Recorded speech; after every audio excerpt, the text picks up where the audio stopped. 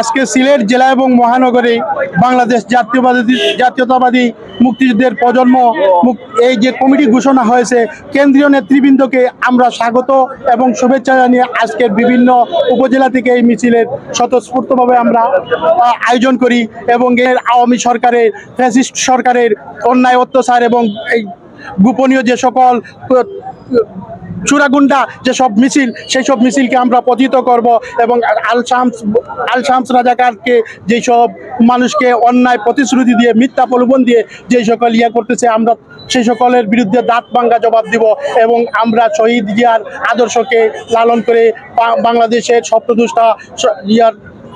স্বপ্নদ্রষ্টা তারেক রহমানেরকে হাতকে শক্তিশালী করব এবং তারেক রহমান বাংলাদেশের যে স্বপ্ন নিয়ে বাংলাদেশকে গড়ার চেষ্টা করব। কেন্দ্রীয় কমিটিকে আমরা অভিনন্দন জানাব এবং মুক্তিযুদ্ধের প্রজন্মকে জাগ্রত করে তোলার লক্ষ্যই আমাদের মূল কাজ। আমরা মুক্তিযুদ্ধের প্রজন্মকে এগিয়ে নিয়ে যেতে চাই। বর্তমান প্রজন্মের মধ্যে আমরা সেটাকে বিলিয়ে দিতে চাই। আর ফ্যাসিস্ট বিরোধী যে সরকার, তারা ভুয়া মুক্তিযোদ্ধা লিস্ট করে বিভিন্ন ধরনের অরাজকতার সৃষ্টি করেছেন। আমরা সেটিকে নস্যাৎ করে দিব ইনশাআল্লাহ।